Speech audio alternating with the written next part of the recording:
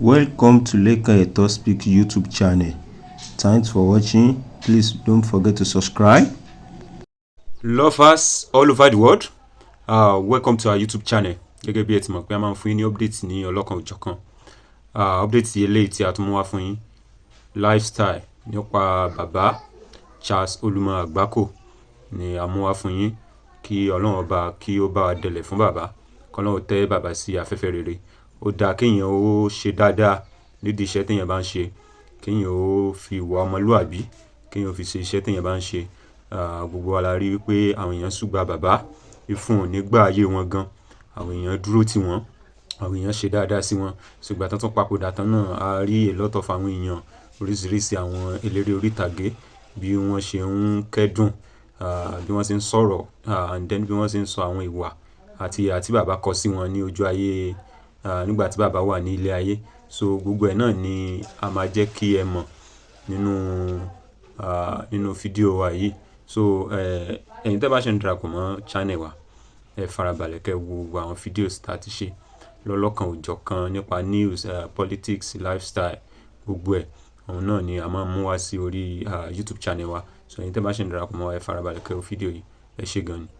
Ìgbà tó wá gbóúnjẹ ń jọ Sunday tó padà jẹ́nu ẹ̀. Wọ́n jẹ sẹ̀mù, wọ́n jẹ ráìsì, wọ́n ní kí báwọn ṣe ráìsì one light and light. Wọ́n á lọ ra ọbẹ̀, wọ́n á fi sí, wọ́n á fi ewúro, wọ́n á fi sí ọbẹ̀ yẹn. Kó lè lọ lẹ́nu wọn. Wọ́n bá tún máa ṣe wọ́n ìpínlẹ̀ tí ṣubú ti pẹ́ bàbá wọ́n á lọ ra kí wọ́n á fi sójú wọn. Mo sáré pé mímí yẹn ẹsẹ̀ wọn ti máa dìmú tó máa fún mi pa wọn ò ṣe é. Mo ṣe pè nìyẹn kò ságbára mọ́. Wọ́n ti lọ bàjẹ́. Olúwa ṣe ẹ ṣe ìyá mi. ọ̀pọ̀ ìfọ́ náà. Wọ́n ní ká lọ mú wọn títì. Lọ́wọ́ ṣe. Live the good life. Bàbá kò tẹ̀ wá dágbére. Wọ́n wá gbóúnjẹ fún ẹjọ́ Sunday. Wọ́n gbóúnjẹ fún ẹ Sunday. Ó tiẹ̀ lè sọ pé ẹ bá Ìdòwú má gbóúnjẹ wá mọ́.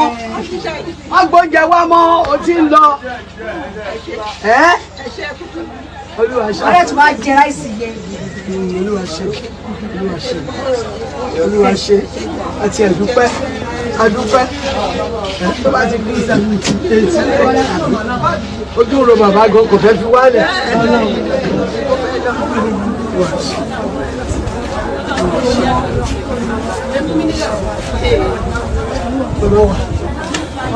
Wọ́n wẹ̀ fún mi. Àwọn onígbò mọ̀ ní ẹ̀rọ mọ̀ wọ́n dáadáa. Nígbà tí wọ́n tọ́jà sí ìgbẹ́ bẹ́ẹ̀ ọ̀dọ̀ ọ̀rọ̀ ni kí wọ́n ti ń pè ọ̀gá yín tó dé pátálẹ̀ tó ń lọ́gbọ̀n. Nígbà tí wọ́n ọ̀sẹ̀ sàmì. Lọ́dọ̀ Ògúndé. Lọ́dọ̀ Ògúndé. Nígbà tó lẹ́nu ló mọ́tò oní kílọ̀dì pè ní ìrìn yẹn. Ayọ̀ káfẹ́ tó ń pè ní ìyá tó ní lọ wá rí ni o. Ẹ pẹ̀lẹ́ mà. Ọtọ́ àṣẹyìndè. Ẹ ṣe. Ọmọ rẹ ló máa gbẹ̀yìn. Láàní bọ́jọ́ lẹ́gbẹ́ náà. Ẹni gbòòrò ló wà. Ayé òní gbàṣọ mi. Irúṣẹ́ ìṣaṣọ bóra, mo ní ayé òní gbà. Ọmọ ènìyàn ò ní gbàgbọ́. Ẹni òfin mi ní mo fi abọ́ lọ. Ẹ̀tọ́ wọn pẹ́ o.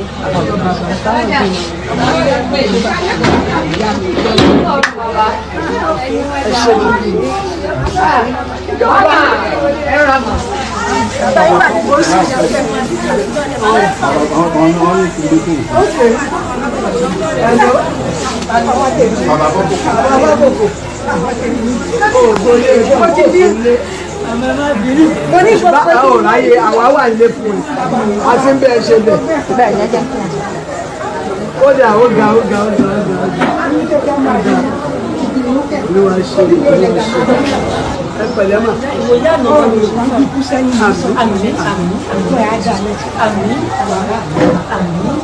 Ire tó gbà kò lè dá ìwà rẹ̀. Àwọn ọmọ ìlú sáré òfin. Wọ́n ní wá fẹ́ ṣe òfin. Wọ́n ní fún ọmọ ìjọ pàtàkì. Ìyábọ̀sọ.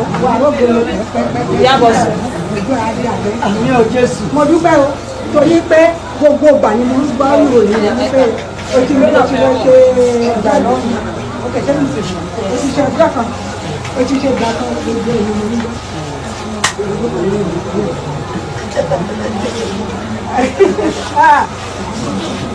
Bàbá mi dúpẹ́ Jésù sọ mí dọ́lọ́mọ mo kúrò lágàn.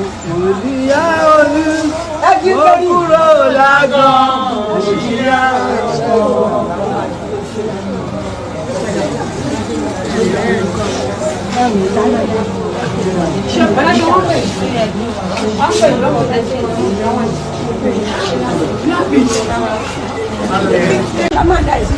ẹ̀ṣọ́ máa gbé onígbọ̀lọ̀ owó lọ́wọ́ sọ̀rọ̀ tó fi gbélé dáadáa kó ju wá dà sílẹ̀ tó ṣe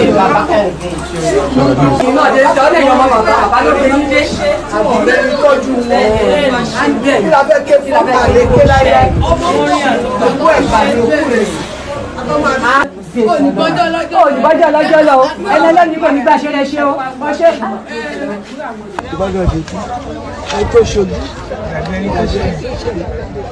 bàbá yẹn ti ga jù ó dáa jù ó ti dáa jù mi tí ìfẹ́ sọ tó ṣe fún mi tó bá tó lọ wọlé tó ó yà á yìí lẹ́nu pé bẹ́ẹ̀ wá jẹ́ ìyá rẹ̀ mọ̀ ní èrè lọ́wọ́ ṣe kí ló ṣe jọ jẹ́ bẹ́ẹ̀ ni tí lè sí ìyàrá àjọ ayọ̀ òkú oúnjẹ yìí mo mọ̀ kó ń wọ̀n ẹ́ máa ṣe lọ́wọ́ fún bàbá kò ìkọjá jù o ọlọ́run á pèsè fún ìwọ náà wà á wá tó ọmọ ṣe gbogbo ìtókù tí bàbá ò lè ṣe wà á dúró ṣe ìyàwó rẹ̀ ọmọ rẹ̀ ayọ̀ àlàáfíà mo gbà ládùúrà ṣéun ò ní dèrò ẹ̀yìn ò ní ṣẹrú ẹlẹ́gbẹ́ ò ní pè ẹ́ ránṣẹ́ ẹ ṣe ọkọ ẹ ṣe ẹkú tọ́jú ṣe máa yìí God bless you.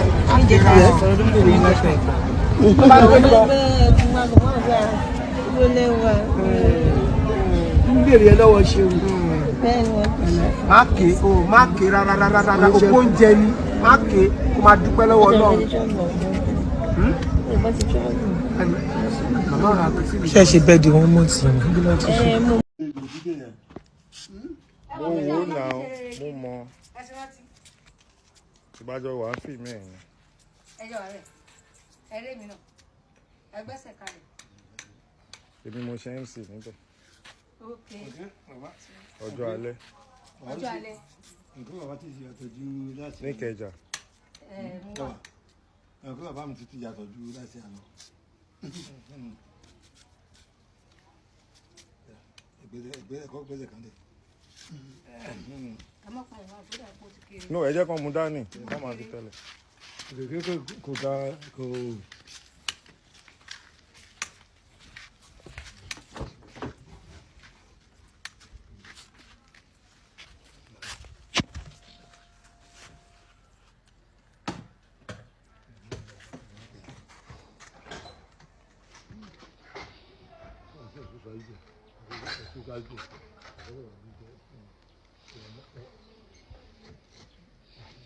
ẹ̀sùn máa jú díẹ̀ sí.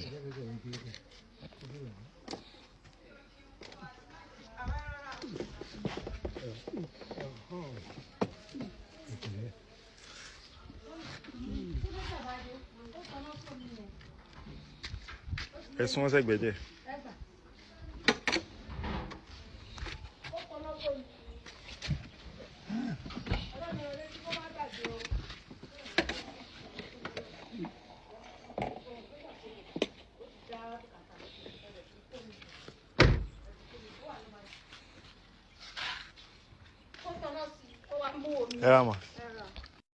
kí ni ẹ fẹ́ kí wọ́n sọ nípa yín torí ẹ dàgbà ẹ dògbò èmi ò ní ká ẹ kú báyìí o.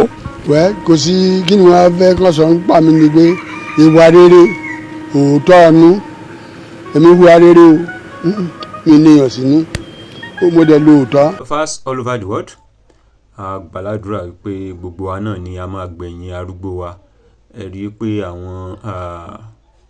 àwọn bàbá yìí Ọlọ́run fún wọn ní orí ọ̀fẹ́ because kéèyàn tó lò tó bí 100+ kò kí ń ṣeré rárá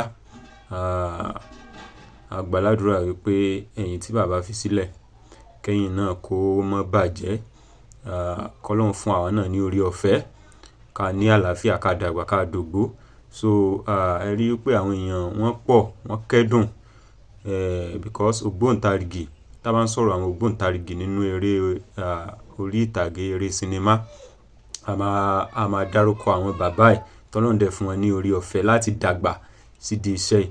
So ẹ̀yin tẹ́ bá ṣe ń darapọ̀ mọ́ channel wa ẹ bá wa subscribe, ẹ like, ẹ comment, ẹ share àwọn videos wa. So we love you all. Thanks for watching.